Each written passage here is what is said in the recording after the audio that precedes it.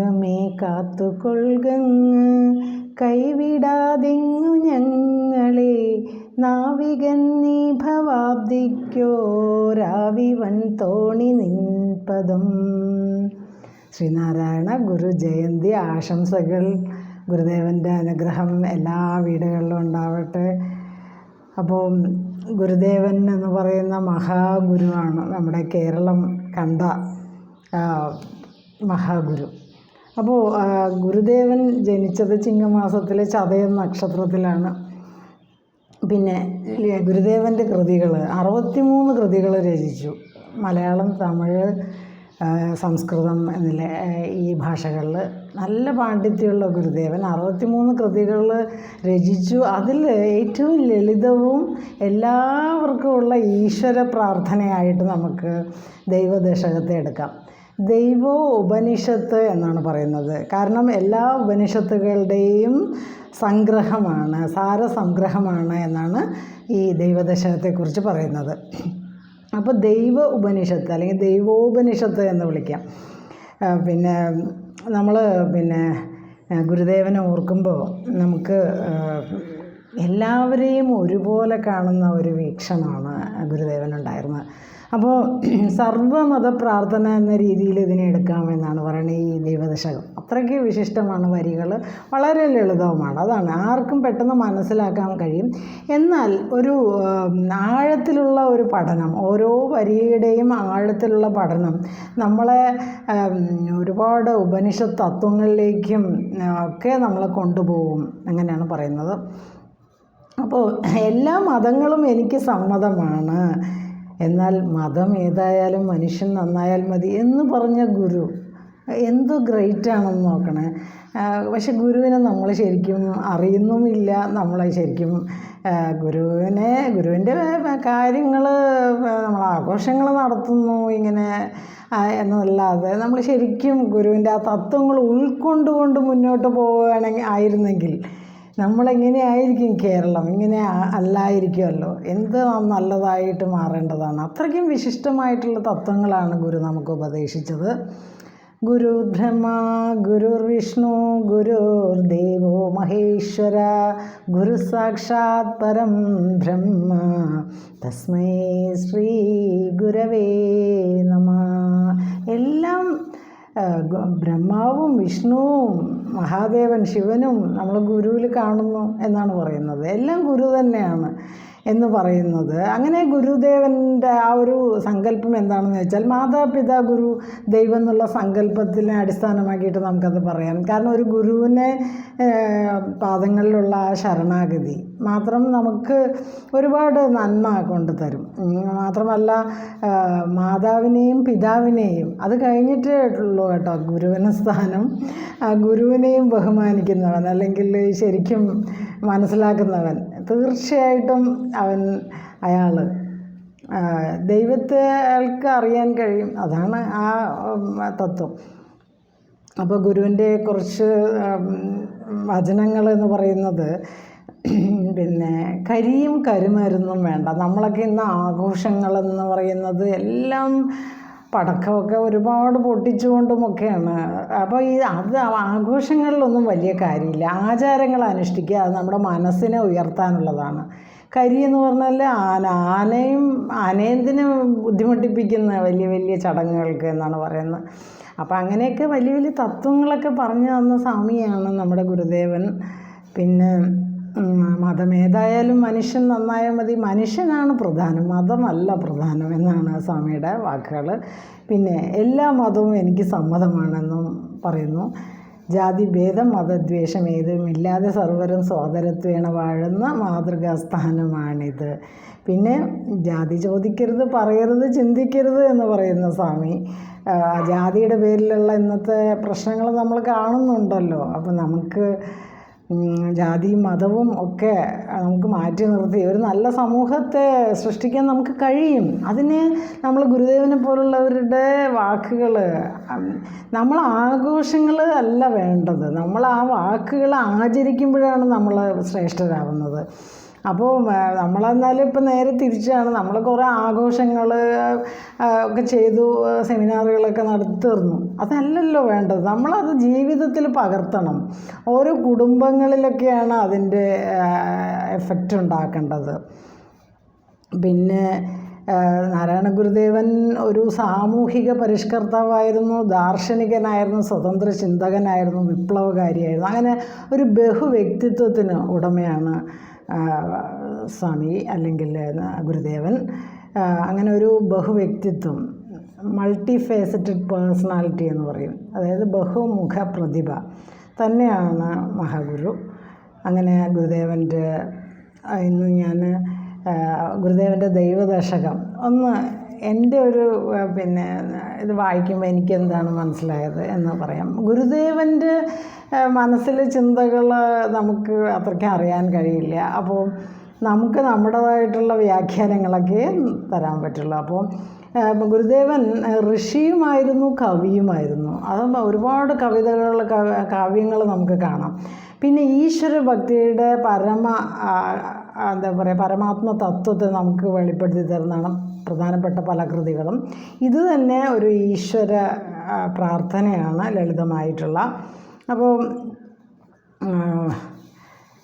അതിൽ തുടങ്ങുന്നത് തന്നെ ദൈവമേ കാത്തുകൊൾകങ്ങു കൈവിടാതിങ്ങ് ഞങ്ങളെ നാവികൻ നീ ഭവാബ്ദിക്കോരാവിവൻ തോണി നിൻപദം ഒന്നൊന്നായി എണ്ണി എണ്ണി തൊട്ടെണ്ണും പൊരുളൊടുങ്ങിയാൽ നിന്നിടും ദൃക്കുപോലുള്ളം നിന്നില സ്പന്ദമാകണം. അന്നവസ്ത്രാദി മുട്ടാതെ തന്നു രക്ഷിച്ചു ഞങ്ങളെ ധന്യരാക്കുന്ന നീയൊന്നു തന്നെ ഞങ്ങൾക്കു തമ്പുരാൻ. ആഴിയും തിരയും കാറ്റും ആഴവും പോലെ ഞങ്ങളും മായയും നിൻ മഹിമയും നീയുമെന്നുള്ളിലാകണം. നീയല്ലോ സൃഷ്ടിയും സ്രഷ്ടാവായതും സൃഷ്ടിജാലവും നീയല്ലോ ദൈവമേ സൃഷ്ടിക്കുള്ള സാമഗ്രിയായതും. നീയല്ലോ മായയും മായാവിയും മായാവിനോദനും നീയല്ലോ മായയെ നീക്കി സായുജ്യം നൽകുമാര്യനും.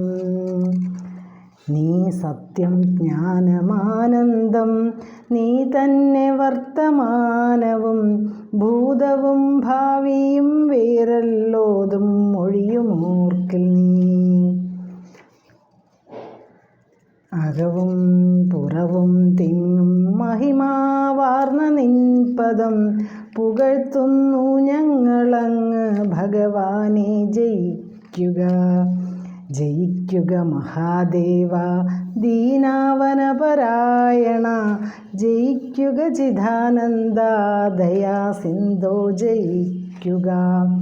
ആഴമേറും നിൻ മഹസ്സാമാഴിയിൽ ഞങ്ങളാകവേ ആഴണം വാഴണം നിത്യം വാഴണം വാഴണം സുഖം. ഈ ഒരു ദൈവദശകം ശ്രീനാരായണ ഗുരുദേവന് സമർപ്പിക്കുന്നു. അപ്പം ഇതിൻ്റെ ഒന്നാമത്തെ ആ ഒരു ശ്ലോകമൊന്ന് നമുക്ക് നോക്കാം, എന്താണ് പറയുന്നതെന്ന് നോക്കാം.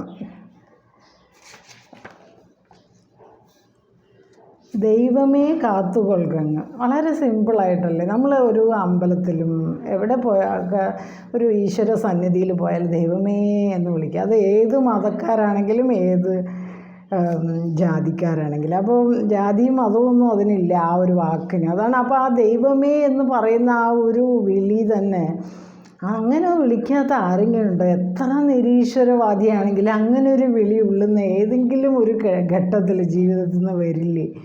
കാരണം ഭഗവാൻ എന്ന് പറയുന്ന ഒരു ശക്തി എന്ന് പറയുന്നത് നമ്മൾ എന്തൊക്കെ നിരീശ്വരവാദം പറഞ്ഞാലും അവസാനം ആശ്രയം അത് മാത്രമേ ഉള്ളൂ. അപ്പോൾ ദൈവം ഒന്നാണ് എന്നും പല പല ജാതി മതങ്ങൾ ഇവിടെ ഉണ്ടെങ്കിലും ദൈവമേ എന്ന് പറയുന്ന ആ ഒരു പദം എല്ലാവരും, എല്ലാ ദൈവവും അല്ലെങ്കിൽ എല്ലാ മതങ്ങളും എല്ലാവർക്കും ഫോളോ ചെയ്യാൻ പറ്റുന്നതാണ്. അപ്പം ഞങ്ങളെ കൈവിടാതെ രക്ഷിക്കണേ, കാത്തുകൊള്ളുക എന്നാണ് പറയുന്നത്. കാത്തുകൊള്ളുക, ഞങ്ങളെ കൈവിടാതെ ഞങ്ങളെ കാത്തുകൊള്ളുക എന്ന് പറഞ്ഞാൽ നമ്മളെന്നും പറയുന്നതാണ് ഇതൊക്കെ. നമ്മൾ അറിയാതെയെങ്കിലും ഏതെങ്കിലുമൊക്കെ സന്ദർഭത്തിൽ പറഞ്ഞു കാണും ഇതൊക്കെ. അപ്പോൾ ഈ ഒരു പ്രപഞ്ചം എന്ന് പറയുന്നത് നമ്മുടെയൊക്കെ ആ ഒരു എന്താ പറയുക, നമ്മുടെ ആ ഒരു ചിന്തയ്ക്കും ഒക്കെ ഒരുപാട് അപ്പുറത്താണ്. അപ്പോൾ ആ ഒരു പ്രപഞ്ചത്തിലെ പല കാര്യങ്ങളും നമ്മൾ കാണുമ്പോൾ, ഇപ്പം നമ്മൾ തന്നെ ഇപ്പോൾ വയനാടൊക്കെ നമ്മളൊക്കെ എന്തൊക്കെയോ നമ്മൾ പ്ലാൻ ചെയ്യുമ്പോൾ ഭഗവാൻ അല്ലെങ്കിൽ ഈ ഒരു സ്രഷ്ടാവ് എന്നൊക്കെ പറയാമല്ലോ, അല്ലെങ്കിൽ പരമാത്മാവ്, ഇതെല്ലാം എത്ര പെട്ടെന്നാണ് ഓരോ കാര്യങ്ങളൊക്കെ വന്ന് ഇല്ലാതെയാവുന്നത്. അപ്പോൾ നമുക്ക് സഹായം അല്ലെങ്കിൽ നമുക്ക് ശരണം അല്ലെങ്കിൽ ആ ഒരു ഭഗവാനേ ഉള്ളൂ എന്നാണ്. ഞങ്ങളെ കാത്തുകൊള്ളണേ, ഞങ്ങളുടെ അപരാധങ്ങൾ പുറത്ത് കാത്തുകൊള്ളണേ. ഇപ്പം നമ്മൾ ഭഗവാനെ പോയി കാല് പിടിക്കുന്നു എന്നാണ് നമ്മുടെ മനസ്സിൽ. പക്ഷേ യഥാർത്ഥത്തിൽ ഭഗവാൻ നമ്മളെയാണത്ര പിടിക്കുന്നത്, നമ്മളെയാണ് ഭഗവാൻ പഠിക്കുന്നത്. ഒരു ഭക്തൻ ഒരു സ്റ്റെപ്പ് മുന്നോട്ട് വെച്ചാൽ ഭഗവാൻ നമ്മുടെ നേർക്ക് 10 സ്റ്റെപ്പ് വയ്ക്കുമെന്നാണ് പറയുന്നത്. അത്രയ്ക്കും കരുണാവത്സലനാണ്, കാരുണ്യമൂർത്തിയാണ് ഭഗവാൻ എന്നാണ് പറയുന്നത്. അതിന് എന്ത് വേണമെങ്കിലും പേരിടാം, ക്രിസ്തു എന്നോ അള്ളാ എന്നോ ശ്രീകൃഷ്ണനെന്നോ എന്ത് വേണമെങ്കിലും പേരിടാം, ശിവനെന്നോ മുരുകനെന്നോ. ഈ ഒരു അറിവാണ് നമ്മുടെ ഒരു സമൂഹത്തിൽ നിന്ന് ഇല്ലാതെ ആയത്. കാരണം നമ്മളൊക്കെ പല ദൈവങ്ങൾ എന്ന് വെച്ചാൽ ശരിക്കും അദ്വൈത സിദ്ധാന്തം, ശങ്കരാചാര്യരുടെ അദ്വൈത സിദ്ധാന്തത്തിന് ഇവിടെയാണ് പ്രാധാന്യമുള്ളത്. എല്ലാം ഒന്ന് തന്നെയാണ്, എല്ലാം ഒരു ശക്തിയാണ് ഈ ലോകത്തെ എന്താ പറയുക നിയന്ത്രിക്കുന്നത്. ആ ശക്തിയിൽ നമ്മൾ ശരണാഗതി അടയണം, അല്ലെങ്കിൽ ആ ശക്തിയിൽ നമ്മൾ സ്വയം സമർപ്പിക്കുമ്പോഴാണ് നമ്മുടെ കാര്യങ്ങൾ ആ ഭഗവാൻ നോക്കിക്കൊള്ളും. അപ്പോൾ ആരാണ് ദുഃഖിക്കുന്നതെന്ന് ചോദിച്ചാൽ ഭഗവാനിൽ വിശ്വാസം ഇല്ലാത്തവനാണ് ദുഃഖിക്കുക എന്ന് പറയും. അപ്പോൾ നമ്മുടെ ഈ മനസ്സിൻ്റെ ആ ഒരു പ്രയാസങ്ങളുമൊക്കെ നമുക്ക് ആ ഒരു വിശ്വാസത്തിൻ്റെ കുറവാണ്. ഭഗവാനിൽ പൂർണ്ണമായിട്ട് വിശ്വസിക്കുമ്പോൾ നമുക്ക് ആ പ്രശ്നം വരില്ല. അപ്പോൾ ഒരു കുട്ടി ചെറിയൊരു പാലം കടക്കണം, ഒരു നദിയുടെ പുറത്തോ കൂടെ ഒരു പാലം കടക്കുമ്പോൾ ആ കുട്ടിക്കൊരു ബുദ്ധിമുട്ടുണ്ടാവും. പക്ഷേ ആ കുട്ടിയുടെ അച്ഛനോ അമ്മയോ കൈ പിടിച്ചാണ് കൊണ്ടുപോകുന്നതെങ്കിൽ ആ കുട്ടി വളരെ സുഖമായിട്ട് എന്താ പറയുക നിശ്ചിന്തനായിട്ട്, അല്ലെങ്കിൽ ഒരു കുലുക്കമില്ലാതെ ആ കുട്ടിക്ക് പോകാൻ കഴിയും. അപ്പോൾ അതെന്തുകൊണ്ടാണെന്ന് വെച്ചാൽ കയ്യിൽ പിടിച്ചിരിക്കുന്നത് തനിക്ക് ഏറ്റവും പ്രിയപ്പെട്ട തൻ്റെ മാതാപിതാക്കളാണ്. ഒരു കാരണവശാലും എന്നെ കൈവിടില്ല എന്നുള്ളൊരു വിശ്വാസമാണ്. ആ ഒരു വിശ്വാസമാണ് നമുക്ക് വേണ്ടത്. നമ്മൾക്ക് പക്ഷെ ആ ഒരു പൂർണ്ണ വിശ്വാസമില്ല. നമ്മളെന്ത് ചെയ്യുന്നു എന്ന് പറഞ്ഞാൽ ഭഗവാനെ പോയി കാണും, വഴിപാട് കഴിക്കുകയോ അർച്ചന കഴിക്കുകയോ ഒക്കെ ചെയ്യുമ്പോഴും നമുക്ക് വിശ്വാസമില്ല എന്നുള്ളതാണ് ഏറ്റവും പ്രധാനം. അതുകൊണ്ടാണ് നമ്മുടെ ദുഃഖം, അതുകൊണ്ടാണ് ദുരിതങ്ങൾ നീങ്ങാത്തത്. അപ്പോൾ പറയുന്നത് നമ്മൾ നമ്മുടെ ദുരിതങ്ങൾ എന്തൊക്കെയാണെന്ന് ചോദിച്ചാൽ മാതാപിതാക്കൾ, സഹോദരങ്ങൾ തുടങ്ങിയ ബന്ധങ്ങളൊക്കെ ബന്ധനങ്ങളാണ്. ഈ തരത്തിലുള്ള തിരമാലകളുള്ള ഒരു സമുദ്രമാണ്. പിന്നെ ജര എന്ന് പറയുമ്പോൾ നമ്മുടെ പ്രായം ഓരോന്ന് കഴിഞ്ഞു പോകുമ്പോൾ നമുക്ക് ജരാനരകൾ ബാധിക്കും. ജരയും രോഗങ്ങളും. അപ്പോൾ ചെറുപ്പകാലത്തിലുള്ള ആ ഒരു ഊർജവും വീര്യവും വയസ്സാകുമ്പോൾ ഉണ്ടാവണം എന്നില്ല. അതൊക്കെ ഒരു പാറക്കെട്ടുകളായിട്ട് നമ്മളെ വിഷമിപ്പിക്കും എന്നാണ് പറയുന്നത്. ജരയും രോഗങ്ങളും ജരാനരകളും ഒക്കെ. പിന്നെ കാമക്രോധം, ഷഡ്വൈരികൾ, കാമക്രോധ ലോഭ മോഹ മത മാത്സര്യം തുടങ്ങിയ ജലജന്തുക്കൾ. ഈ ജലജന്തുക്കൾ നമ്മളെന്ത് ചെയ്യുന്നു, ഈ ജലത്തിലൂടെ നമ്മൾ ഇപ്പോൾ നീന്തുകയാണെങ്കിൽ ഇത് നമ്മളെ ഉപദ്രവിക്കും. അതുപോലെയാണ് ഈ നമ്മുടെ ഷഡ്വൈരികൾ നമ്മളെ ഈ ലോകമാകുന്ന ഈ സമുദ്രത്തിൽ, ഈ പ്രപഞ്ചമാകുന്ന ഈ സമുദ്രത്തിലുള്ള നമ്മുടെ ഒരു വിഹാരം അതിനെ ഡിസ്റ്റർബ് ചെയ്യുന്നതാണ് ഈ ഷഡ്വൈരികൾ. അപ്പോൾ ജീവിതം ഒരു സമുദ്രം പോലെയാണെന്ന് പറയാം, ജീവിതം ഒരു ആകാശം പോലെ പരന്നതാണെന്ന് പറയാം. അപ്പോൾ സമുദ്രത്തിൽ ഒരുപാട് പ്രതിസന്ധികളുണ്ട്. സമുദ്രം നമ്മൾ പുറത്തുനിന്ന് കാണുമ്പോൾ നമ്മളൊരു ബീച്ചിൽ പോയി നിൽക്കുമ്പോൾ നല്ല രസമുണ്ട്, സമുദ്രം, നല്ല കാറ്റ്. പക്ഷെ സമുദ്രത്തിൻ്റെ അന്തർഭാഗത്ത് എന്താണ് സ്ഥിതി? അവിടെ ഒരുപാട് പ്രശ്നങ്ങളുണ്ട്, പ്രതിസന്ധികളുണ്ട്. അതുപോലെയാണ് നമ്മുടെ ജീവിതവും.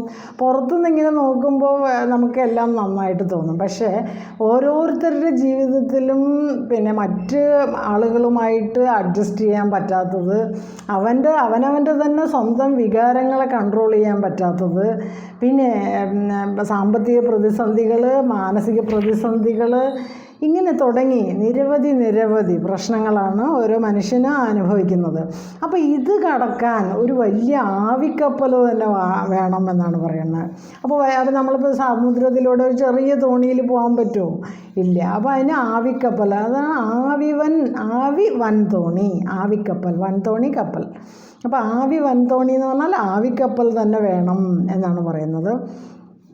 ഇത് കടക്കാൻ ഒരു ആവിക്കപ്പൽ തന്നെ വേണം. അപ്പോൾ ഭഗവാന്റെ പാതാരവിന്ദങ്ങളാണ് ഇവിടെ ആവിക്കപ്പൽ. അപ്പോൾ ശ്രീകൃഷ്ണ ഭഗവാനെ നമ്മളൊരു എന്താ പറയുക, ഒരു ആശ്രയിക്കുമ്പോൾ അവിടെ ഭഗവാൻ തന്നെയാണ് തോണിക്കാരൻ. ഭഗവാൻ നമ്മളെ അങ്ങോട്ട് കടത്തിവിടും. അപ്പോൾ അതാണ് ശ്രീകൃഷ്ണനെ ആശ്രയിക്കൂ, ആ ചരണങ്ങളെ ആശ്രയിക്കൂ, ഭഗവാൻ ഒരു തോണിക്കാരനെ പോലെ നിങ്ങളെ മറുകരയിൽ എത്തിക്കുമെന്നാണ് പറയുന്നത്. അപ്പോൾ പിന്നെ നിൻ പദം എന്ന് പറഞ്ഞാൽ നമ്മൾ ആവിവൻ തോണി നിൻ പദം എന്ന് പറയുമ്പോൾ നമ്മൾ വലിയ വലിയ ഗുരുക്കന്മാരുടെയൊക്കെ ഉപദേശങ്ങൾ, നിൻ പദം, ആ ഭഗവാൻ ഗുരുക്കന്മാരുടെ ഉപദേശങ്ങൾ അവരുടെ ജീവിതത്തിൽ അവർ മനസ്സിലാക്കിയിട്ടുള്ള കാര്യങ്ങളാണ് നമുക്ക് പറഞ്ഞു തന്നിട്ടുള്ളത്. ഇപ്പോൾ നമ്മളിപ്പോൾ ഗുരുദേവൻ്റെ വചനങ്ങളൊക്കെ നമ്മൾ എന്തുകൊണ്ട് കേൾക്കുന്നു എന്ന് ചോദിച്ചാൽ ഒരുപാട് കാര്യങ്ങൾ മനസ്സിലാക്കിയതിന് ശേഷമാണ് നമുക്ക് ഇത്തരം വചനങ്ങളൊക്കെ ഗുരുദേവൻ തന്നിരിക്കുന്നത്.